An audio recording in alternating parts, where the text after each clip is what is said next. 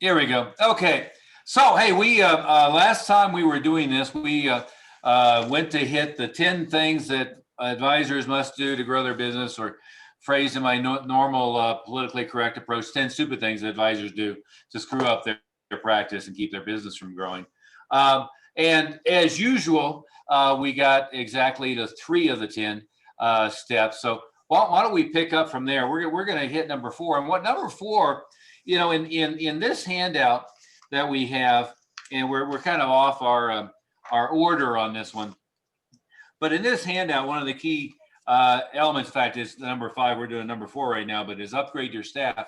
But I want to think about that a little bit differently, and let's start with this. I've sat in on a number of staff meetings, with advisors who have 3, 5, 7, 9 staff members, and there's a commonality is that the staff are focused on process and not focused on get a new client, keep a client, grow the value of the client. And really, anybody that you have on your payroll, they should at all times be thinking, how do we get an additional client? So anytime they interact with a client, they're working on referrals. Anytime they see opportunity, they should be focused on it. And they should be working on retaining clients. And in fact, second, third generation, expanding the family and so forth. And they should be constantly focused on developing a higher lifetime value. In other words, what other opportunities are there? And what I see almost all the times is an advisor who is very focused on growing his practice oftentimes surrounds himself with people who are bureaucratic, functionary, sitting around waiting to be told what to do and not taking any proactive action. In fact, not even specifically worrying about that on a minute by minute basis. Greg, what would you add to that? Yeah, and I think that it's a lot about training the staff and making sure, not only training them, but when you hire them, making sure that they understand the focus for the business. It's a business, and it's about having good relationships with people. It's about making sure that those people meet their goals, but those goals have to do with them earning money, and that has to do with you as the investment advisor earning money, and all the people in the company need to be part of that. So that may involve having some of their pay be related to how much money the company earns. They may be related, their pay might be related to the commissions that you get, or to what income that the company generates. So it's kind of crazy to not have that relationship that they have to what the bottom line of the company is. Whether or not their pay is related or not is a kind of a separate, longer conversation that we usually have with investment advisors when we dig into the company and what role each person has. But really sharing that information of what the company is making. We talked about numbers last time. Knowing your numbers is really important, and the rest of the company should, so that they're all on the same team, rowing the boat, if you will, forward in the same direction. Because the goal of the company, of any company in your business, even though it could be smaller or larger, is to make sure that they make money, and that should be congruent with your clients, your all the people that you work with, making more on their investments as well. Yeah. Well, our associate Lee Meltier, one of the conversations she and I had, and she's got a freestanding office building, and one time had a pretty big staff of it. It's not huge right now, but she has a sign on her wall, a big sign on the wall, and every time they have a staff meeting, she starts by pointing at the sign, talking about it. It says, "Follow the money." And every conversation she's having with her staff is this going to generate a new client? Is there more dollar potential that can be created out of this interaction? It's really anchoring in all the time. What are the opportunities? And again, it comes back to the Drucker quote. The purpose of any business is to create and keep a customer. But staff oftentimes don't think that way. They think, well, my role is to go do the insurance plan, or go do the financial plan, or my role is to make sure I go through the checklist and get the signatures. But they're not thinking in terms of what more could this person need? Am I listening, to really find out more details and have a better impact on them? Are they delighted with our service, or am I just operating as a functionary? Jeff, what would you add to that? I would, the problem I see a lot of business owners, their big mistake is they're not hiring the right people. It's that whole interview process to make sure you have the right people. But then once you get them, what they fail to do most of the time is to train them properly on a weekly basis. You can't just do, you have to have that upfront training to get them going, but there has to be an ongoing weekly training, because if you want to upgrade your staff, there's only two ways to do it. One is to train them so they get better. And two is to cut the bottom 25% and add a new 25% that are going to be better. If people have goals, and if your staff hasn't set their goals, so you have to make sure that each of your staff have their own personal goals. Make sure, find out what their goals are. What do they want to do? Do they want to be in this business, or do they see themselves somewhere else in another business and they're just doing this to tie them over? So you got to know your people and train them. Yeah. Well, and I've often said that there's three elements of, staff performance. One is aptitude. The old line is, can't teach a pig to sing, it wastes your time and it irritates the pig, right? So there's aptitude. And oftentimes we have somebody working for us who just doesn't have the underlying aptitude for what the role is. The second is training. And we spend way too little time on training on scripts, on interaction, on process, on expectation. And again, I don't know how many times I've had conversations with advisors where they lament the fact that their staff, aren't doing things that in fact they didn't get particularly trained on. They kind of expect them to just step up to the plate. Or it's the old Zig Ziglar line, you've got to inspect what you expect. That's the way you get respect. They're not really following up on it every week. The third element of that is motivation. And what I think is most often happens, especially the bigger organization as an umbrella, is people bring their own motivation to the job. And you don't have to be, doing a little motivational seminar every day, to get the right person engaged and motivated. However, big companies oftentimes throw so many Mickey Mouse rules and policies and regulations and red tape in somebody's way, or they have miscommunications on compensation and things change. They do things to screw up the motivation that exists already. So more often what you've got to do is just make sure you're not screwing up what they naturally came to the table with, and encouraging that on and incentivizing that motivation as you go. And I think that motivation, that incentivized, you said, some people think it always has to be done with money, but sometimes people just want the recognition. They want the pat on the back. They want that extra, words from the boss to say, good job, awesome job. And if you do that, those are the things that are going to help motivate your people by giving them the recognition when they earned it and deserved it. And I think it's important to kind of say as well, when we're talking about making everybody focused on money, it's congruent with having really great customer service, really great retention, so we keep them a long time. In fact, the best way to make high income per client is to keep them for a long time. And we talked last time, worth repeating again, that you said, Stephen, is that 60% of clients of investment advisors are not happy with their current advisor. Only 40% are happy with their advisor. So if we think about that, and a lot of times they're just too lazy to leave, is one of the reasons you keep your clients. We want to be actively keep working on keeping them, and that's what our staff needs to do. For some of you guys, it's a one-man show, and you're the staff, and we're talking about you.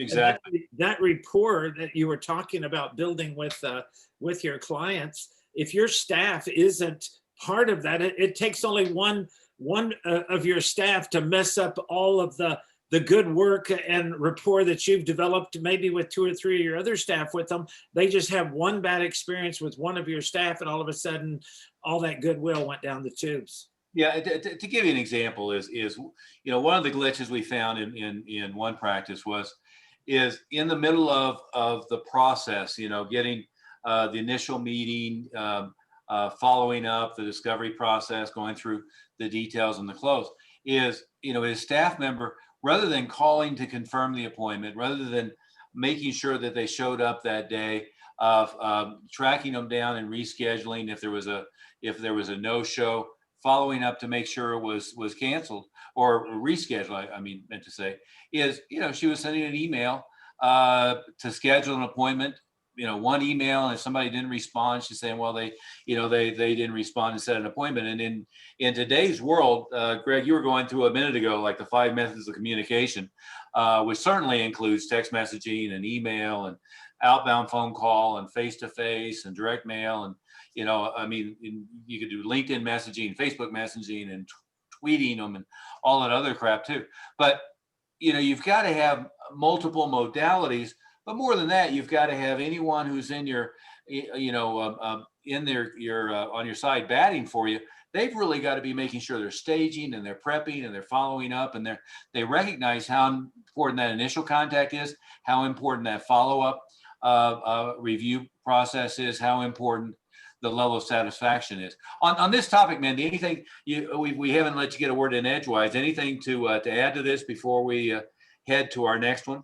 Yeah, I think it's such a key thing. You've hit on the training. It's really important to be able to train, but in that training, one of the really key pieces is giving permission to your staff that this is the most important thing. That yes, absolutely, making sure you're following the details, covering the compliance, but they have that permission to ask those questions of, when they hear something in the conversation. Oh yeah, my son's headed to graduate school. Oh, fantastic. Where are they going? Ask those additional questions, and they should have that permission to learn more about the client that's going to help you grow that relationship, so that the expectation isn't just that they're dotting the I's and crossing the T's, but it's that they are truly a team member in building that client relationship and getting to know them and being able to provide a full spectrum of service and care for the client. Yeah, and that's one of those things. I mean, whether you're in a remote work environment or whether everybody's in the office at one physical facility or multiple physical facilities, I guess. But one of the things we always teach everybody we're working with is, have an end of the day, group huddle. And so all of those conversations can be shared. So you have the conversation about the son going off to graduate school, and there's another one about the pending vacation. There's another one about, some other life event or one thing or another. Well, everybody on the team should be discussing that and hearing that. It's great to have a database and you put it in the notes field or something, but that doesn't really drive behavior. What drives behavior is us discussing it, being aware, setting a step, mailing cookies or flowers or sending a card, having a follow-up process, whatever it might indicate. But that's one of those things that's super important, as well as that staff communication.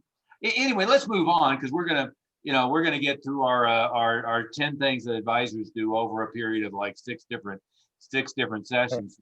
Let's go to our next one. Greg, one of your pet peeves and my pet peeves is technology, and there probably aren't more two techno geeks, and we'll start throwing Mindi in that loop here too, not Jeff, but Mindi. More techno geeks in this industry than we are. Everywhere from software design to, like I wrote a book on internet marketing, and what's it been, 20 years ago now, back when it was Alta Vista, Overture, or actually GoTo before it was Overture, before Google existed, et cetera. But technology is one of those things that almost everybody misuses, right? Greg, why don't you talk about that for a second? How do advisors misuse technology or misunderstand technology? Well, it falls on either end of the spectrum. Either we work with advisors that don't use technology enough, that they need to use email or texting systems, or they need to use different online marketing. They need to use it more effectively, or we end up with a lot of people that are kind of overusing it. They're using it or getting really narrowly focused in a certain aspect. We had one person that we worked with that was massively focused on podcasting. They got a lot of traffic from it, but then it stopped working. We talked last time about having a more consistent and solid marketing plan, and this is right along with that. If you get too focused on any one aspect of technology, or the other thing that happens is they keep changing the technology they're using, change the CRM system, the customer relation management system that they're using. It can use and eat up a lot of time. What we want to do is have this stuff work for you and complement what you're doing. Number one, we also want it to add more value to either you or or the clients, so that it gets you a better show rate for appointments. It makes it more effective to do your marketing, and it continues to help you with retention so that you keep your clients longer. Those things are all positive. Everything you use with technology should have a good return on your investment of time and money. And that's what we help a lot of people with, is kind of keeping them from overdoing stuff, or keeping them out of the wrong, running down a rabbit hole of using too much technology, or, saying, hey, you ought to use this other tool. It's very useful, and keeping them from trying to search. You could search the internet for a week on any given tool in the industry, and we can just tell you, hey, use this one, and here's 2 to choose from, pick one, and then move forward. So we don't want you to waste a lot of time churning around, just looking for which tool to use. We'll just help you figure it out and move forward. So that's really what we see, is one end of the spectrum not using it properly or enough. The other end of the spectrum is getting too overly focused and almost obsessed with what to do next. What's the next technology thing? Partly because, frankly, as an individual business owner, you don't have time to spend learning to be an expert at all the stuff that's out there. That's what we spend our time doing for you. There's a great article now. Now it's pretty dated at this point, but all the principles are the same. It's called "Don't Automate, Obliterate" in the Harvard Business Review, and actually it led to a book called "Reengineering the Corporation," which became a big trend a number of years ago on redesigning corporate structures, to the point that it got a bad rep as being a way to fire a bunch of people, which it wasn't designed to at all. But the point of the article, though, is a lot of people take what would have been a manual system, and now they have a computer on their desk and they have this software package, and they try to make the software do everything that they needed to do. And again, I had a minor in computer science back when it was Fortran and dumb terminals and punch cards. But the conversation back then was GIGO, garbage in, garbage out. And more often what we see in this niche and with advisors is it's not garbage in, garbage out. It's once it goes in the computer, it doesn't exist anymore, right? It's not using the information and the technology in a way that creates a new client, maintains a relationship, and grows the value of a client. It's just like, and some advisors are just cowed by compliance and feel like there's all this stuff that really they can do without having any problems that they can't do because they've got their handcuffs on and they're stressed about it. But more often than not, I see an over reliance on software and technology without really understanding what it's for. I know the first question we always ask somebody when they ask me about, say, a software package is like, well, what are you trying to accomplish? Well, what do you mean? I'm trying to get a software package to run my business. Okay, but what's it supposed to do? Well, what do you mean? Well, I mean, are you trying to keep track of client interactions? Are you trying to help generate new prospects, pull them through the pipeline into being new clients? Are you trying to automate the process of the planning proposals and so forth? What are you trying to accomplish? And if you don't know that, and again, we're on the back end technical side. I mean, you could argue we're in a very complicated business. I mean, if you're keeping track of all the different new things coming in with life insurance and all the regulations and so forth, it could be pretty complicated if you're trying to track all the different companies in the market and all that. But the reality is we're in a real simple business. It should help us find a new prospective client, move them through the process, get them engaged, keep them engaged and happy, and then find additional ways to grow the value of that client, whether it's referrals, family members, second, third generation legacy, or whether it's they have more a deeper and deeper relationship with us and perhaps need additional invest more with us, etc. Jeff, what would you add to that? Or Mindi, I saw you chomping at the bit, so go ahead. Yeah. Well, I think one of the big issues with technology is the look new shiny syndrome, because there's always going to be a new software on the market. There's always going to be something new to try. And you're going to our next point, which is the magic pill syndrome. Yeah. But with technology and software, having worked in the tech industry prior to this, there is no perfect software. There is no perfect technology. But what there is finding good software and then learning it well enough to make it work for you. And figuring out there isn't a software out there doesn't require workarounds. And so really getting comfortable with your software so that it's letting you accomplish what you want to accomplish.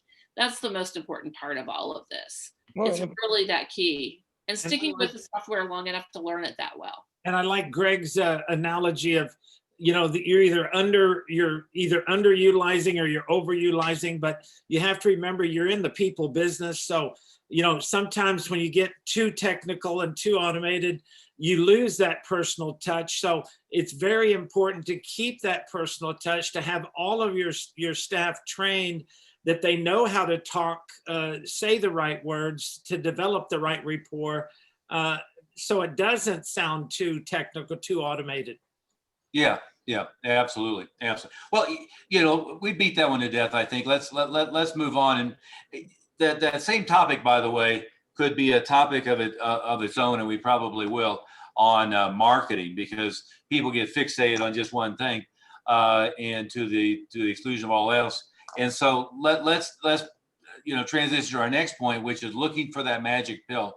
And I find that especially true from the standpoint of, all over online in the discussion forums, everybody's like, what's the one thing that I can do to generate new clients? And oftentimes it's, what's the one social media solution for me to generate new clients? And again, it's the reality that you've got to face is there is no one magic pill, right? There's not the one thing that you can do that you can pour money into that's always going to produce and always going to create traffic, whether it's a fixation on referrals, which are great, but you got to have a whole variety of referral systems in place, whether it's a fixation on social media. I hear a lot of people who are fixated on either Facebook or LinkedIn, and oftentimes they're looking at it completely wrong. They're not seeing it as a paid media, a paid advertising media. They're thinking they'll post some stuff and they'll become an expert and everybody will flock to them. Greg, you were mentioning a minute ago, or maybe it was Mindi, the podcast thing. Talking to somebody who's like, my one source is I do a podcast. Well, what was the number, Mindi? There's 850,000, was that it? I had guessed 1 million, but 850,000 podcasts out there. And podcasts is a marvelous tool if you have a mechanism to get people to go listen to it and build a relationship, but it certainly isn't the one magic pill. To me, a lot of this stuff online is like buying a billboard and putting it in the middle of an empty field on a dirt road in the middle of Kansas where one farmer drives by once a week. It just doesn't do you much good. Pick up on that. Greg, you want to pick up on that? Yeah, and we get asked that. That's really interesting that we bring this up, because it's probably, maybe it ought to be number one. Because when we talk to somebody, they end up going, well, we hear you guys are really, really good at marketing and getting us new clients. What's the one thing we should do? And we have to try to kind of bring them to reality that that's not the answer. Right? P.T. Barnum, he was famous for the quote about, he's a circus guy. He's famous for the quote that he said, 20% of my marketing, only 20% of my marketing is working. I just don't know what 20% it is. Yeah. And so we don't know what market, we got to have enough marketing going on. There needs to be enough things happening, because we don't know which is going to be the home run this month, or which is going to be the little trickle of marketing, or which is going to work in different times. And a lot of those things work in concert. They work together. So people look for those kind of answers. And frankly, when people are selling you marketing, they're trying to sell you that their marketing, their LinkedIn strategy, or their whatever marketing strategy that they're doing is the one great thing. Well, of course they're going to do that, because they want you to believe that if you spend your money with them, that you're going to have, that's going to be the one thing you need to spend your money on, because they're trying to promote their product. It doesn't mean that product's bad. It just, and we recommend lots of products, but it just means that, that's a normal strategy that they would use. But it's not accurate. It's not accurate that you only do one thing for marketing. We had a lot of people that had one strategy before You know, historically, we've had this pandemic in the past here, and they had one strategy before that, and then things change, and then things go back to, you know, kind of more normal. The guys who are living on lunch meetings or dinner meetings, for Yeah, instance. exactly. Yeah. Exactly. So you've got to have different things happening, and it also depends on your type of market. You know, depending on the type of customer you want to get, a lot of times we find that people are fishing in the wrong pond. They try to get everybody. They kind of want everybody. So this one magic pill that's going to fix everything just won't work for that. Yeah. And I think that the Parthenon of the marketing that you talk about is so critical, because even if you have one or two good things that are working for you, when you use your Parthenon, you've got so many things that are working that you'll find that extra dozen things that you did, they don't have to bring in a whole bunch each. They each just need to bring in a few. And what happens is, as Greg was saying about his quote with 20, he doesn't know what 20%, that's kind of in your Parthenon. What worked last month doesn't necessarily work this month, but what we do know is they all work well together, because whenever we get a new client, they're always saying they saw us here or there or that. Well, that's the best, the best reinforcement to our marketing strategy that we can find, is that they've seen us in more than one spot, because the first time they see you or see a internet something, or have seen a direct mail something, whatever it is, they don't respond usually. It's when they see you two or three that they go, oh man, this guy is everywhere, he must be good. So that's why you've got to have a broad base and make sure that you have everything covered, because what worked last month not necessarily work this month. And I've seen a lot of business people do that mistake, and that was, it worked last month, so I'm going to do it again. Then they cut everything else out. Yeah. Well, and you don't have to be, you don't have to have 100 employees to do that, or you don't have to have a ton of extra time to do that. You just have to have the right strategy to make that work. I think that's what's really important. So the big lesson here is just stop asking the wrong questions. Stop asking, what's the one thing? What's the magic pill? By the way, they ask that about software too. That's what we were just talking about. It's very similar. They want, what's the one thing? What's the magic thing? And that's the magic is there ain't no magic. It's that you have to have a good, solid strategy about these kind of things. Yeah, we're on what are we on, point 6 here? But I'm going to interject a bonus point here. Is don't fall victim to the bozo explosion. And we're looking at all the consultants out here in the field, and it's my this homeschool came out. I got to kick you. Turn that around. Okay. Great to have the kids home doing their homeschooling. Oh yeah, it's not okay. I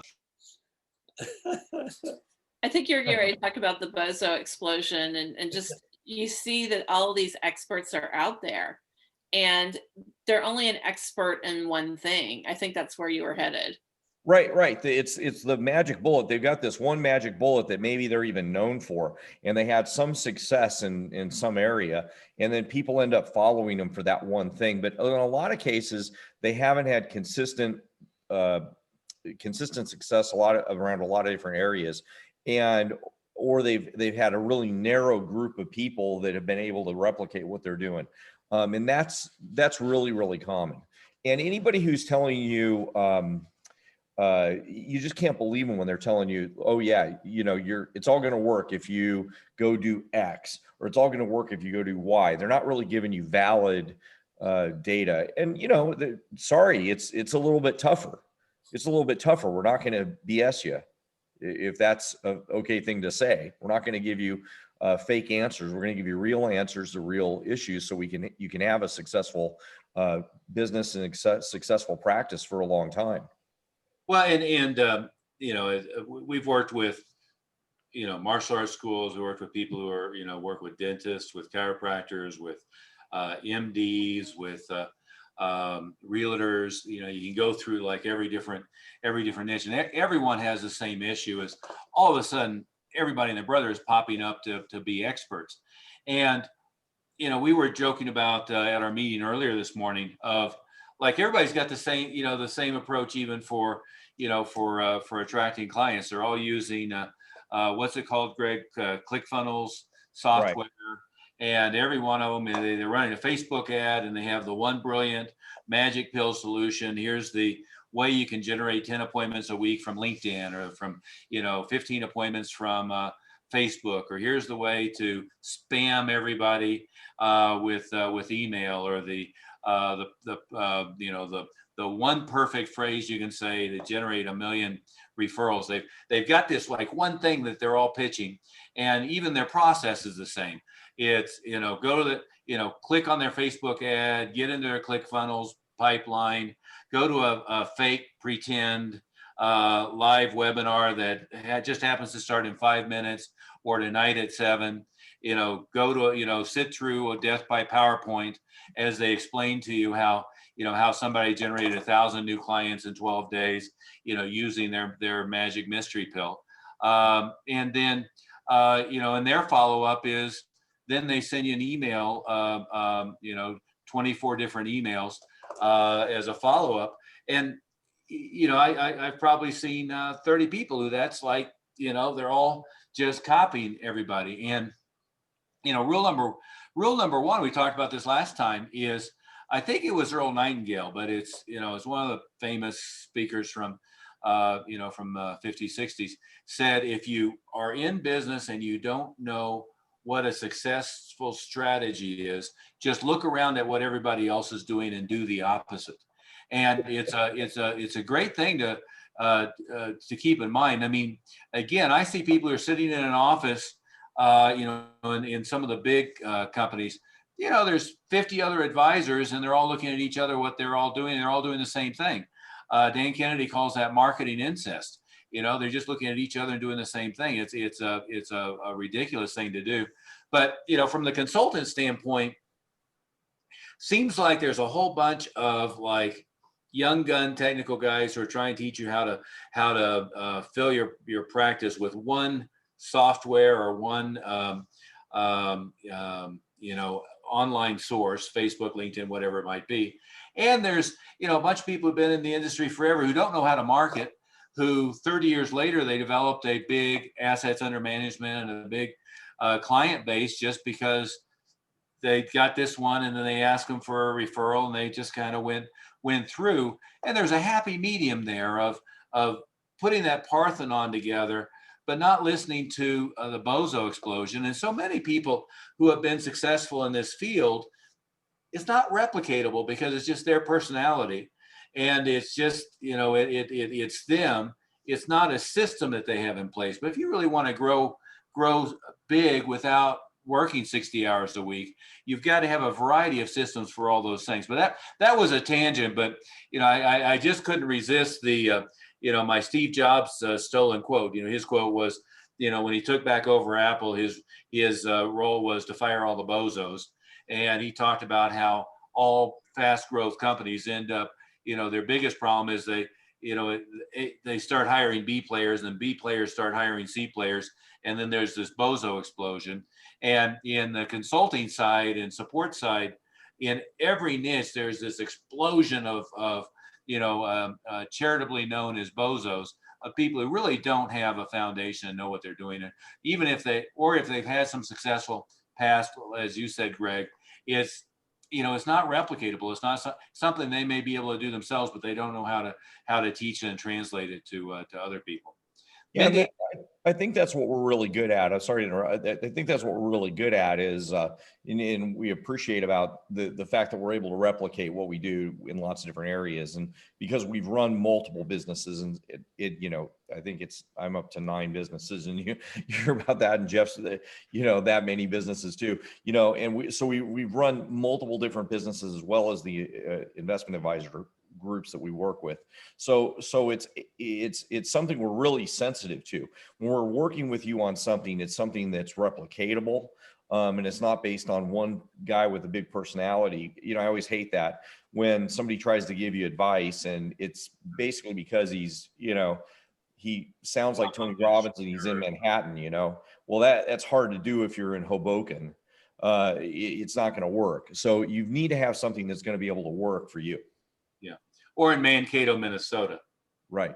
Yeah. Hoboken's still pretty populous. We've got some really successful clients there and in Manhattan. Yeah. Both. We just talked to him today. Yeah. Yeah.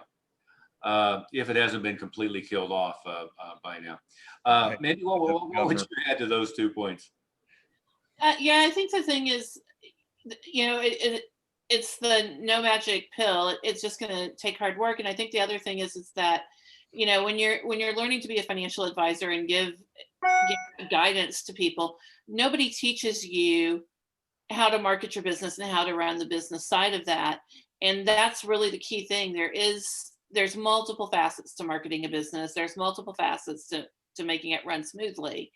And that's really what you end up doing as a practice owner is doing those things.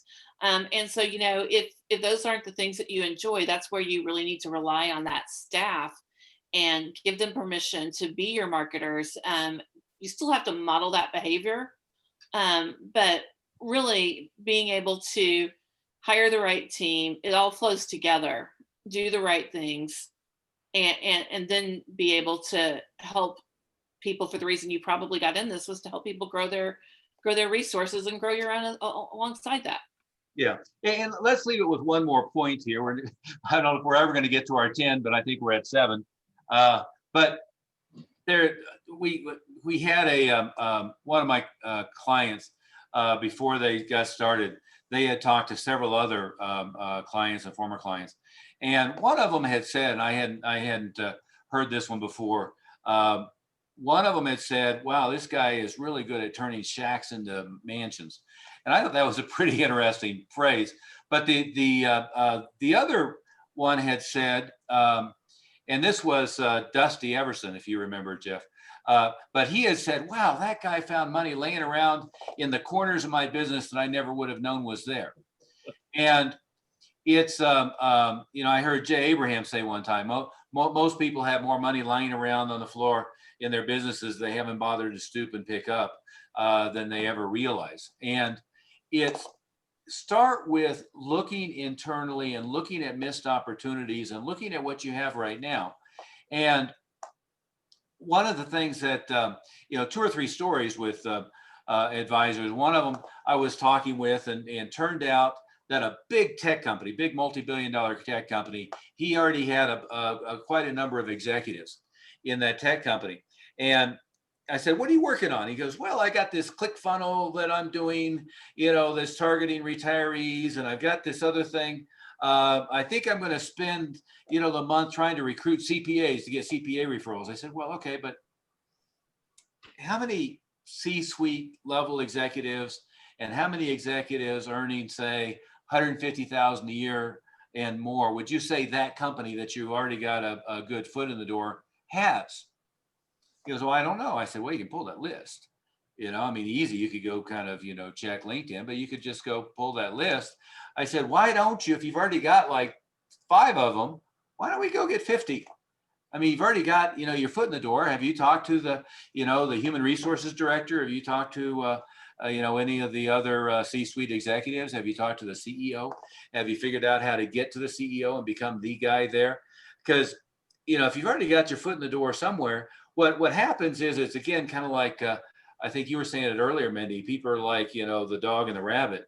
"Oh, this looks like an exciting opportunity," you know, because, again, some bozo pitched, "Here's the perfect way to get CPAs to send you traffic. Here's the perfect way to, you know, build a click funnel and, you know, and have a fake webinar." And well, okay, yeah, all of those things are great.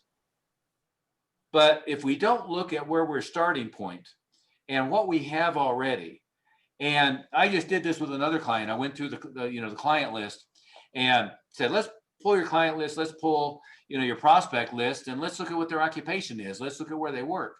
And what are some commonalities?" Well, if you've already got a whole bunch of something, well, why not just become the guy in that niche and start with that, rather than chasing all these rabbits everywhere? And it is a balance. We want to build the Parthenon. We have a bunch of stuff going on. But so many times people miss the million opportunity that's right there in front of them that they never just paid attention to, if that makes sense. And again, Yeah, I think you've taught everybody how to, and the main benefit there is teaching them how to mind their own business. yeah, You take your own business. There's so much hidden value in there, and and what you're good at doing is teaching these business owners how to everything from A to Z and running the business. Some get sidetracked and they're pretty good at this part, but they don't know this part. Or there's so much broad base to running, the day-to-day operations and keeping the income high and the expenses under control, and staff and marketing and retail. I mean, it's just such a broad base that it's hard. Most people only know one phase of it.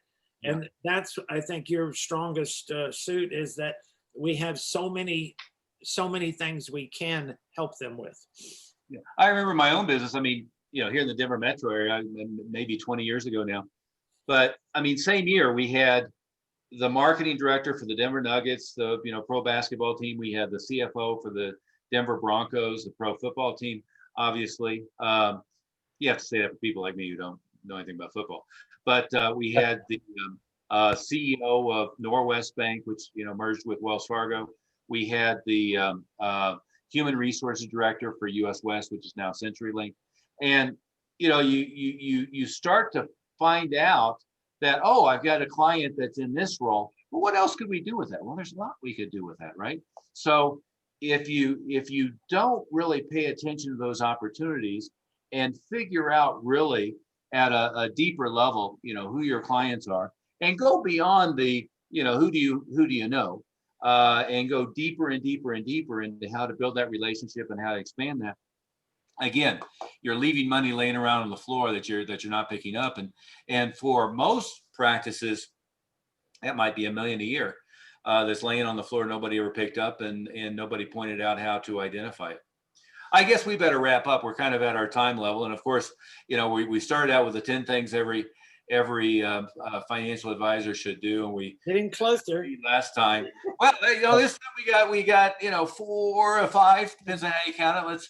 Let's say we got 5, but we've got 3 more on my list here that we want to hit. So we'll hit those next time. But guys, anything in sum that you want to hit? No, I think there's a lot of ways you can like double or triple your business, kind of not doing the things you're not supposed to do and following some of these things. So I think it's pretty exciting what you can accomplish and where we can get your practice to. Yeah. And I think it's learning where all those hidden diamonds are. It's not just in one area. There's so many different areas that you can mine your business and grow that business from within, that you just need to know where it's at. Yeah. Mindi, anything to add before we call it a day? No, I mean, I think there's a lot of really helpful material here, but that's what we're here to do, is help you run and grow your practice. So reach out. We'd love to talk to you. Yeah, absolutely. Well, on that note, we'll call it a day. And I promise we'll finish up the list that's in. It'll probably expand itself to 12 or 13 by the next go round. Okay, guys. Okay, have a good day.